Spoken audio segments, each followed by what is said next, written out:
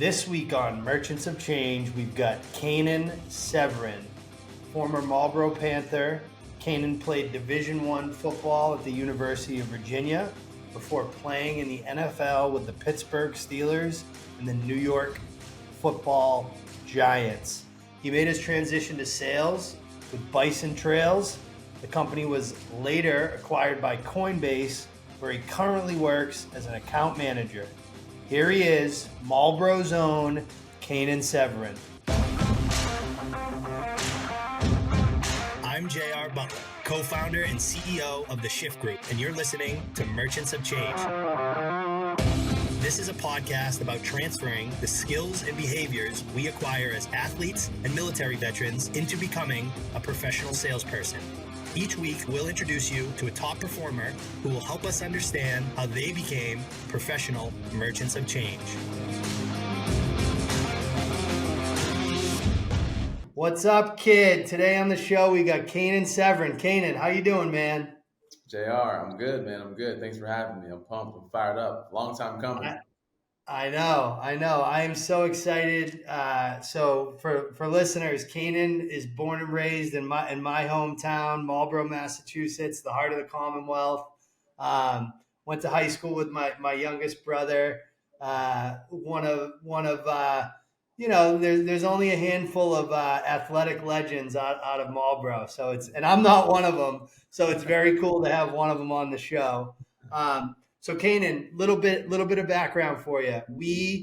Our audience is really the athletes and the veterans that we work with that are thinking about sales careers. A lot of folks that come through our program and get their first sales job continue to listen in. And then we also have, seasoned vets and leaders that like to listen in as well. And what we try to do is hit your sports career a bit, talk about your transition, and then leave the audience with some nuggets that you've learned in your career so far. Sound like a good plan? Amazing. Let's do it. I love it. All right. So I always start with like a really intentionally broad question. Okay. If I were to ask you, what are some of your favorite memories from your athletic career? What are the first few things that pop into your head, Canaan? Let's see. Number one, maybe in no order. In no order, I'll say my junior year at University of Virginia.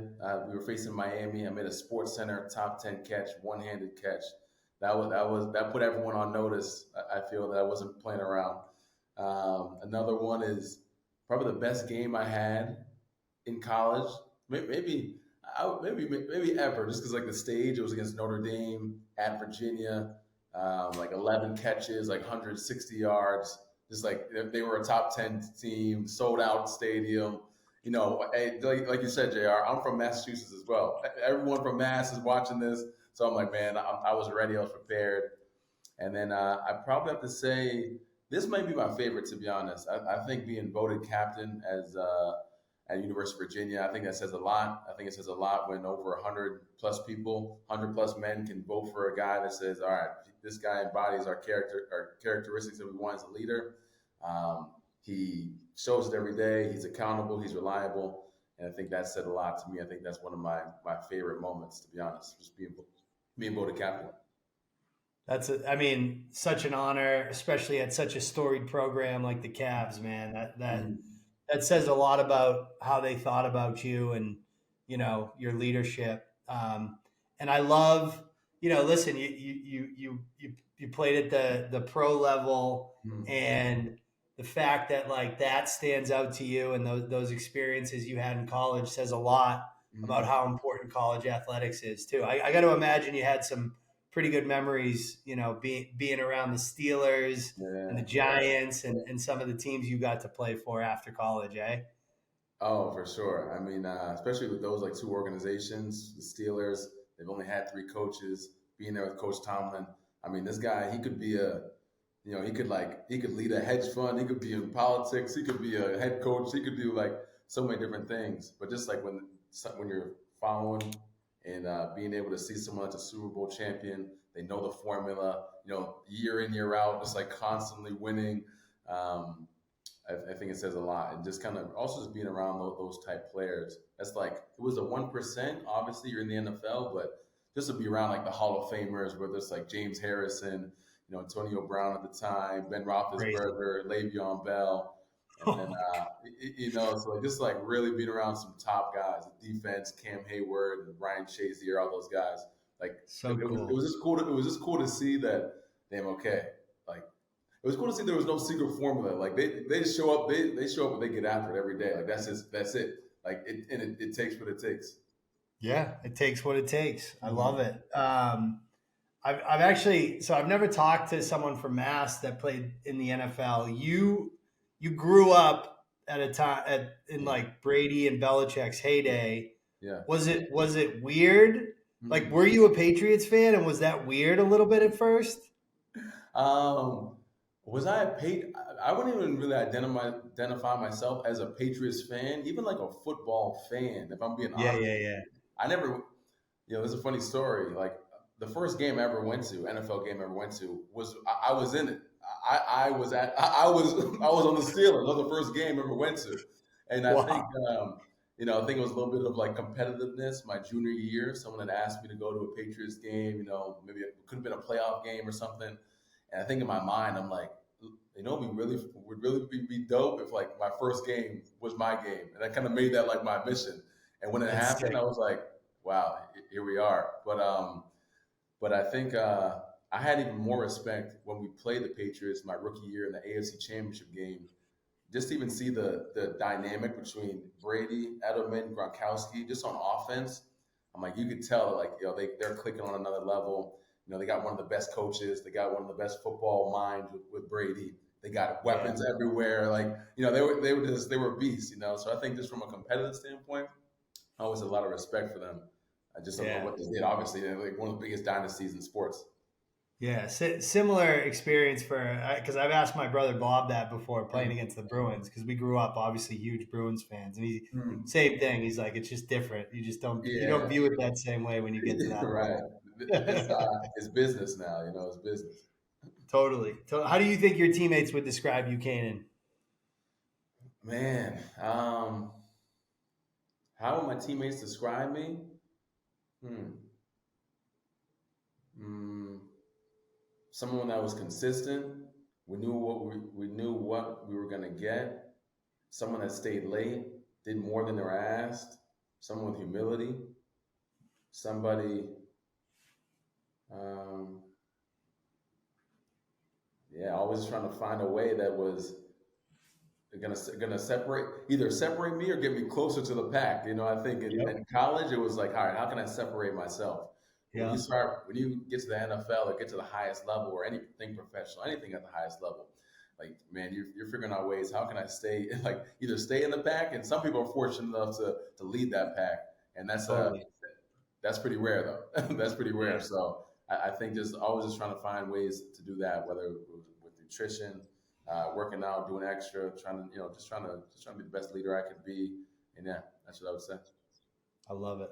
I love it. Now, when you were kind of finishing up I know the college and the pro career. Mhm. At like what point did you start thinking about life after football? Did you have a plan of like what that would look like? Hmm. Um, no, short answer, no. Short answer, no. Didn't have a plan. Didn't have a plan, and I give a lot of credit to my dad because I think in his mind, his plan was if you go to University of Virginia, like that is a backup plan in itself. Right. I had about 20 scholarship offers from Michigan State, Missouri, Penn State, UConn, NC State, Boston College, a lot of schools, and I remember I was pretty close to going to Penn State. I really enjoyed it, but my dad was just very big on academics. He came here from St. Lucia in the Caribbean to go to Boston University, so that was his focus. And I think when he noticed that okay, football can be a tool to get you a scholarship, that was like that was the plan. So, um, while I was focused on football, I was also graduating from UVA, in 3.5 years.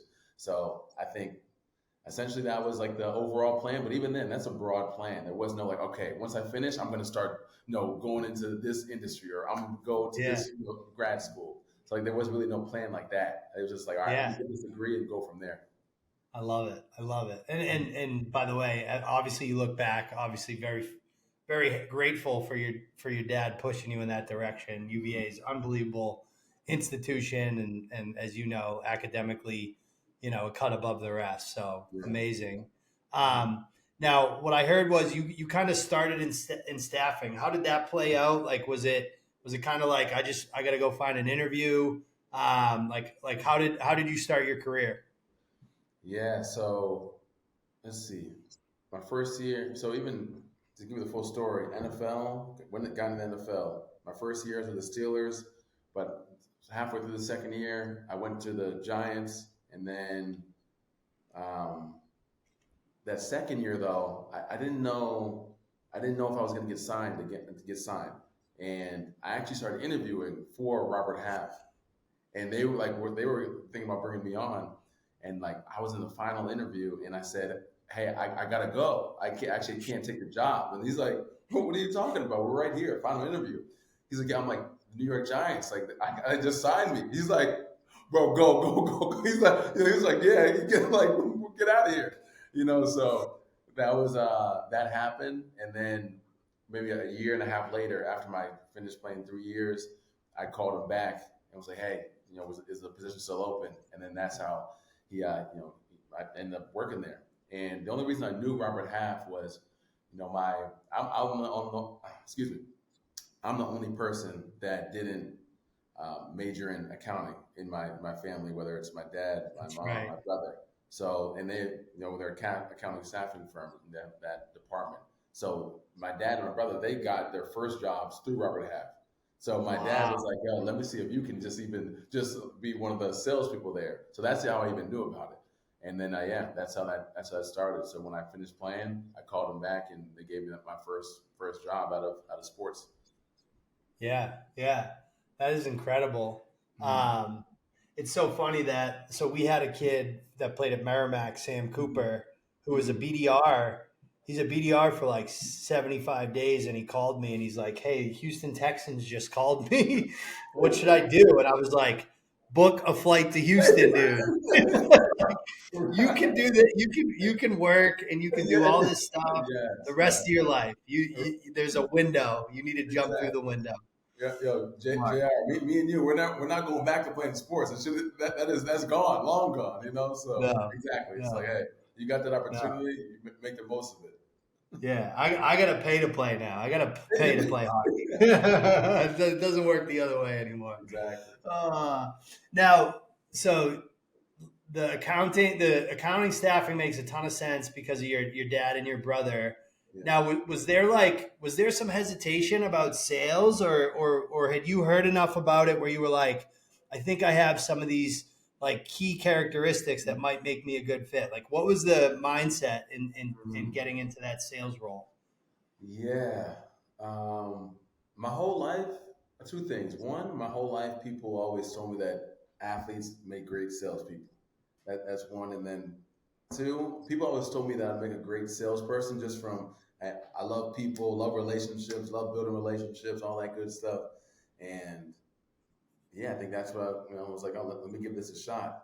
And it was kind of coming to a point as well where I don't. To be honest, it might have been like a Gary V, video clip or something like that. Where he was like, "Bro, just go try shit out, man, and like go see, turn over this rock, fail, and when you turn over that rock, really be aware of, okay, I don't like 80% of this, but I do like this 20%. Bro, make the next rock you turn over, make that that 20% piece of it, like make that be the next thing you try, but." Just make sure you're trying things and trying things that you like, and get closer and closer to maybe things that you're good at, things you like. I think that's the real combo right there. What you're good at and what you like. If you can do that, you'll be golden. Golden, golden. Um, it's so true, and I think a lot of people don't realize they think like, oh, I'm gonna pick a career and this is what I'm gonna do the rest of my life. It's like, no, Mm-hmm. man, like especially in your 20s, like Mm. 20s, early 30s, that's experiment time. Like try to Mhm. figure that out. I really like that 80-20%. That's a really good rule. Yeah. You gotta practice some self-awareness to really pay attention to what gives you energy and Hmm. and gets you excited. And it Hmm. sounds like for you, a lot of what you were experiencing was like that relationship building and Hmm. like building trust with people, something that I think comes pretty naturally to somebody who's played team sports their whole life, right? Yeah.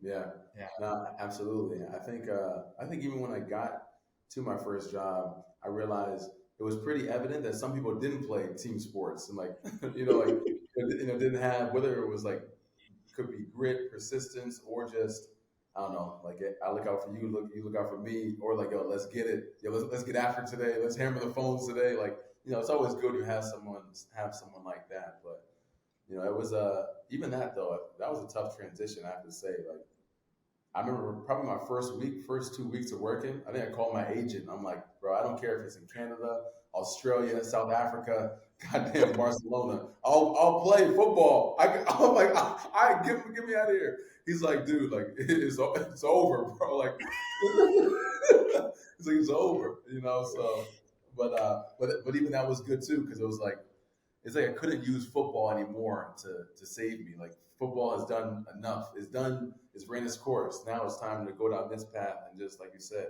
be aware of what I like, what I don't like, really understand what I'm good at, like where am I bringing the most value? What are people giving me praise in, like the feedback? What feedback is am I not getting, good response in and just really listening to those things and don't you know, don't take those for granted because there's a lot of gems in there. I love it. I love it. The point though that I just took away was like, and I think this is unique for athletes and I would say veterans too. Like the reality is you're not gonna there's gonna be parts of your job that suck, like no matter Mhm. what. Like there's hard stuff you have to do in order to be successful, in order to do the fun stuff, building Mhm. relationships, Yeah. closing deals. And I always used to tell my sales team, like, hey, this stuff that sucks, that's what the money's for, guys. Like Yeah, that's that's why we exactly. pay you a base salary. You know what I mean? That's the exchange that's happening here. Yeah, exactly. And by the way, like the ability to do hard stuff that you don't want to do is directly linked to your entire athletic career because there's a Mhm. lot of stuff in football that you have to do that you don't really enjoy, right? Like you got to go to the gym, you got to eat right. Like it's a lot easier to order a pizza or a sub from, Classic or whatever than it Mhm. is to go get a salad and some chicken. You know what I mean? Yeah, no, absolutely, absolutely, man. And if anything, whether it's veterans, whether it's football, whether it's any collegiate sport, any team sport, all those hard things, those hard moments, like that's why everyone's so close. That's why I Yeah. can look at my teammate and be like, nah, I know this dude because we went through the same shit. And we went through the same stuff, and that was tough for me. I know that Yeah. was so tough, and he was right there. He made it through, or she made it through, whatever it is. And that's another reason why family is so close, like your Mhm. immediate, your family, because Mhm. bro, you've seen so much happen at your house and you made it through. I think that's one of the reasons why people win an award and they go up there, they say my parents are the best parents on earth. Like I'm like, damn, how come everyone is saying that? It's like, bro, because they really saw. It's like you actually really saw what they went through for you to, for the Yeah. opportunity to give you a chance to, do what you're doing now, whatever it may be. So it's 100%. just it's a similar thing of like going through going through those hard things. And also think in sales, it's like the harder the task, like that's the more money you'll make. Because Boom. there's an understanding of like this shit. It's not easy. Like it's not easy to sell. This software that we're just that's at a startup. Not many people are buying it yet, and you're on the first wave. Team that's really going to push this product out. It's a tough thing. You got to really sell the value, like sell the information of like what this can do for the company that is the prospective company that might buy it. So there's a lot of correlation there, just doing hard things. And I think that's why people also think that athletes are good at sales because it can be a lot of days you call 150 people and you heard back from 10 and they all told you to kick rocks. So it's like, all right, will you come back tomorrow? We'll see. We'll find out. So, I love it. I love it. yeah. Yeah, yeah. I mean, you hit all the pieces, right? The resiliency, the practice, the training, being reliable, being prepared. I mean, it's really like a superpower that you bring. And that's one of the reasons we started the company, is because you don't really realize it when you're 23, 24 years old, Mhm. how much of a foundation you already have for corporate America. You know what I Yeah. mean? Oh man. So absolutely. I think one thing I realize even after, even when I tell guys now that are, whether it's leaving college sports, leaving pro sports, like don't underestimate what you went through. Like I'm like, bro, what you went through, a lot of people would have folded. So don't underestimate. Not even if you played in the pros or and none of that stuff. Just even the practices alone, just even learning the playbook.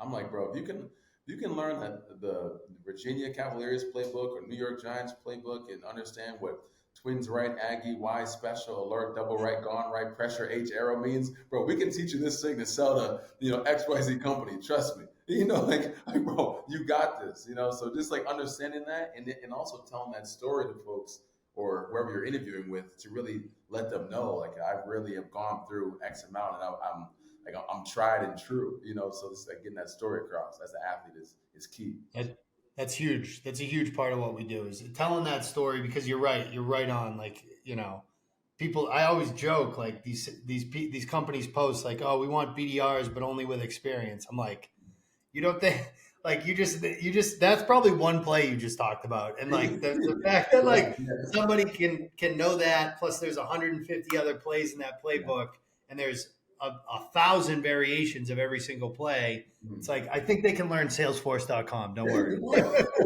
Yeah, exactly. I'm pretty sure we can learn the opportunities in Salesforce. You'll be all right. Just come on, let's get this. Let's get the show on the road.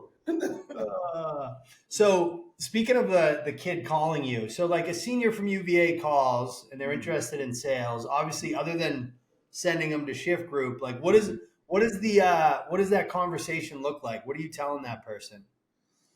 A student athlete from UVA. Yeah, if somebody Yeah, calls you and says, "Hey, Kanan, I know you're in sales. I'm thinking about getting into sales." What's that yeah, conversation look like? yeah. That conversation looks like. Think about getting into sales. I think I would tell them a couple things. One, hey, like that's a profession you can make a lot of money. That's one, which is good. Especially that's for some people that's their driver. Um, Another thing I would say is like get ready. Maybe some you'll be cold calling, but really figure that out. That's something that you want to do, that you're capable Mhm. of doing. You're willing to do. Like really, like are you willing Willing. to do that? I think that's a big key word, willing. And yeah, and I would be like, man, whoever's on that top leaderboard, like study them the same way you studied, the top wide receiver. Study them the same way you study the top, forward in hockey. Yes. Really understand what's their script look like. How they handling objections, bro. How many calls are they making? How many times are they going to see their client? Are they sending them presents? Really, matter of fact, the last thing is don't reinvent the wheel. Like put your little flavor on it, but don't reinvent the wheel. This guy or this gal is doing something right. Figure out what that is. Pick their brain. Take them out to lunch and get the blueprint. Go from there. Keep it pushing. It's so true. It's like I remember being a freshman in college, and we had a senior captain, and I started taping my pads like he did, just because I'm like, he's unbelievable. I wanna emulate him. I look up to Mhm. him. And then when I got my first sales job, it was the same thing. Like, Mhm. who drives the nicest car? Who's on the top of the leaderboard? What Mhm. kind of briefcase does that guy have? I'm buying that briefcase. You know what I'm saying? Absolutely, absolutely. It's That's like great that. It's like advice. I'm also just a big believer. Like it's hard to become what you can't seize. But if you do have that example, you do have okay, this person is doing everything what they need to, doing everything that they can to be in that top spot. Like man, like I'm trying to be next, the predecessor. So let's Yep. go. I love it. Any advice for those people about, like, what type of company, what type of people to be around? Like that's, I think, my opinion. You can kind of, sales is unique. Like, you can move between industries. But I think like foundationally, that first company and those first leaders that you're around are really important. What's your advice for folks that are kind of listening to this, like picking against a couple opportunities, right? Like I push back sometimes because a 24-year-old former athlete is choosing a company because the base salary is like $2,500 more, and I'm like, that's not the right criteria. What's the right criteria in selecting that first company? Um, that was a mis- that was a mistake I made. What you just said, I made that mistake my first job. I was like, yo, give me the highest. Like, I want to get, like, someone else offered me this salary. I want 15,000 higher. And 6 months into the role, I would have, sales roles specifically, because it's a lot of it is commission. I would have said, give me the lowest salary you can so I can start hitting this commission faster. Like that, Yeah, I would have took that approach and not been like, all right, I want a higher base, because for me to hit my commission, essentially, I would have had to been, really like crushing it for like maybe a couple of years like yeah, to start hitting a commission. So I think there's that. Another thing I would say is, after Robert Half, I took a job at a startup. That was the first time I even understood equity and getting equity in a company and getting the shares, and like, and I was fortunate enough to be at a startup that was acquired, and then we went public. And I'm pretty sure you had a similar experience as well. yeah. You're a pro, you're expert at that. So I would say, like, man, like, fight for that. Maybe as well, it's even understanding what startups have funding, what maybe it's software sales or tech sales in a company that has funding. They raise a Series B, Series C funding. That's another thing too. I'm coming from football. I don't know anything about funding. I don't know anything about these investor rounds and Series, D round and seed round and all that stuff. But then now I'm like, okay, with a little bit more understanding, I would ask, equity, being a role that get equity, and don't be so focused on the salary. More so, like, I mean, how can I start hitting that commission? How can I, start learning what the top seller is doing, and just like going down that route. I agree. Somebody told me, I'll, like nobody's walking around Marlboro High talking about equity, right? And then like you, I went away to Mm, Cushing, and there's like a little higher level understanding of life and like mm, business when you go mm, into a school like Worcester Academy or a school mm, like Cushing Academy. But I still never heard of equity until I was like 27, and yeah, the way someone explained it to me was like, listen, JR, you can get rich on your W-2. You can only get wealthy with equity. And yeah. that's when I was like, okay, equity's the play. Yeah, that's it, man. Because even, whether, stocks, these shares, like, there's only 24 hours in a day. Like, they can only pay you for your time for so long. And, it's also, if you're in the NFL or NHL and you sign, and you're, Sidney Crosby, you signed 4 years, 80 million. That's all right, that you did it. But for the majority, I feel that those, getting the shares and getting on the right company that has the right leadership, and really, you know, giving the opportunity to, especially like at like 24, 25, if you don't need, if you can live in a city with two other people and live, have a roommate, and like, you don't need that base salary right away. It's like, man, just like grind right now, get that equity, and just keep on rolling. And then there could be an opportunity for, could be acquisition, could be IPO, for those shares to really start meaning something. And that's when, like you said, the wealth will kick in. Totally, totally. Um, Dude, this has been awesome. We've taken up a good chunk of your time. I want to get into kind of three final questions. I think first one, we always ask this. What do you think, if you were getting into sales today, Mm-hmm. what would be the biggest skill you would focus on initially? Mm-hmm. Yeah, the biggest skill I would focus on would be understanding the objections that people hear when selling this product. Objection Understanding handling. understanding the objections, but like really, I think it's the same thing of The same way I had to learn the playbook. It was on index cards. Like the play that I said earlier is a long play. I had to index cards for hours, hours, months, months, months. I think it needs to be the same thing. Okay, when you hear too expensive, boom, you gotta like you better have some of the objection right there, to come back with. I will, but I need to talk to my my wife or my partner. I need to talk to someone. Oh, well, like have that objection. I think that's very key, and and having that conversation be as fluid as possible. I think that's huge. I think it's a huge thing. A huge We thing. call that, and I stole this from one of my mentors, and I'll give him credit, John Kaplan. We call that being audible ready, like that, Yeah. like just like you get to the line, they see a zone versus man to man. He's Yeah. calling, and because the audible's called, what you're supposed to do Yeah. now on that Yes. play.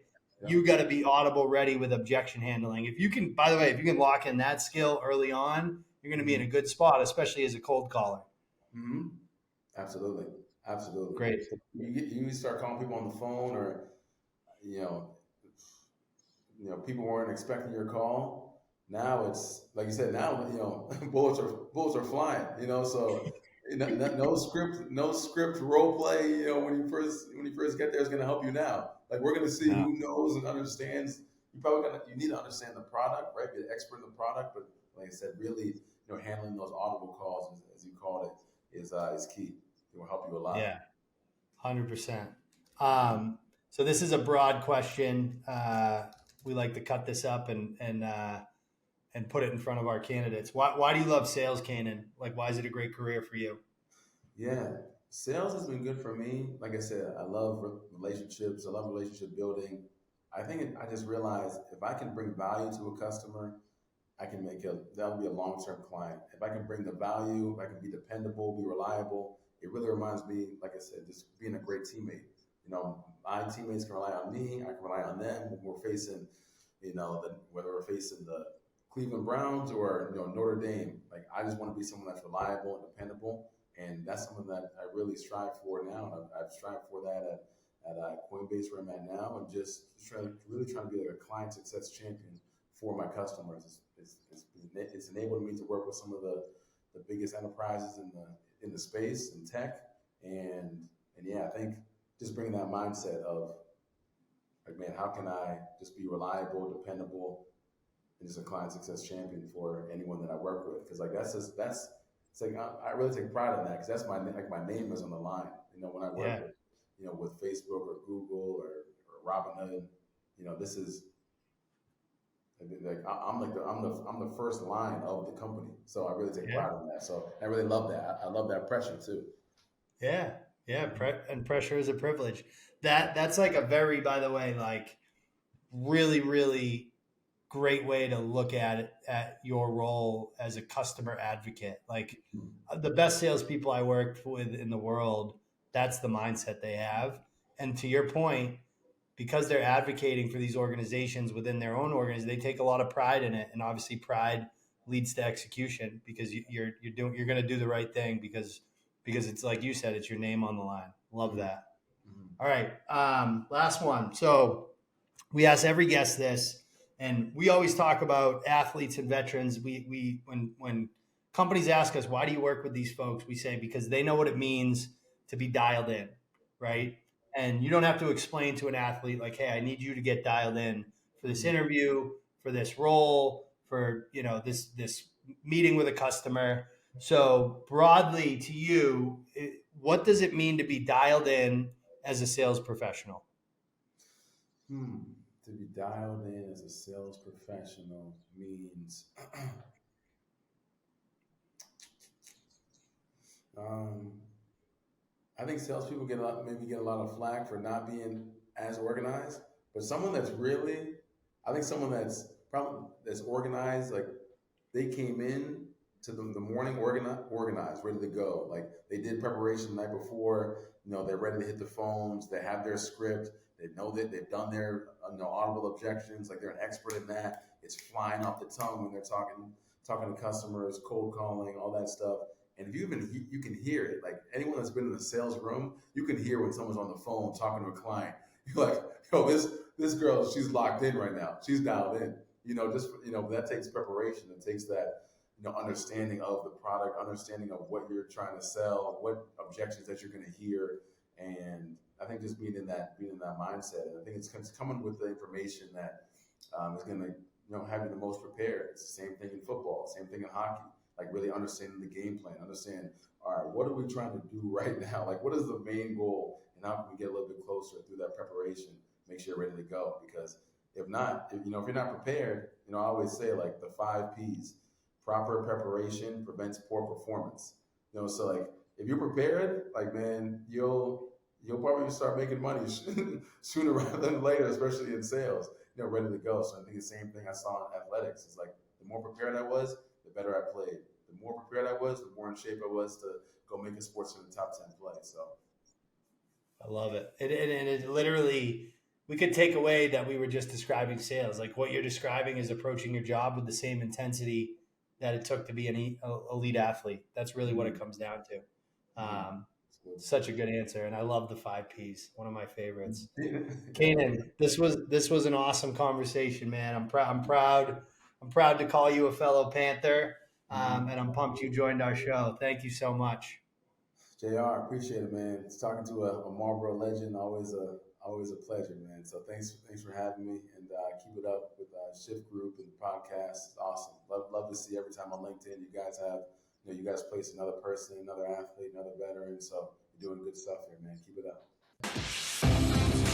This wraps up this episode of Merchants of Change. If you enjoyed this episode, the most meaningful way to say thanks is to submit a review wherever you listen to podcasts. If you're interested in working with us, please come find us at www.shiftgroup.io.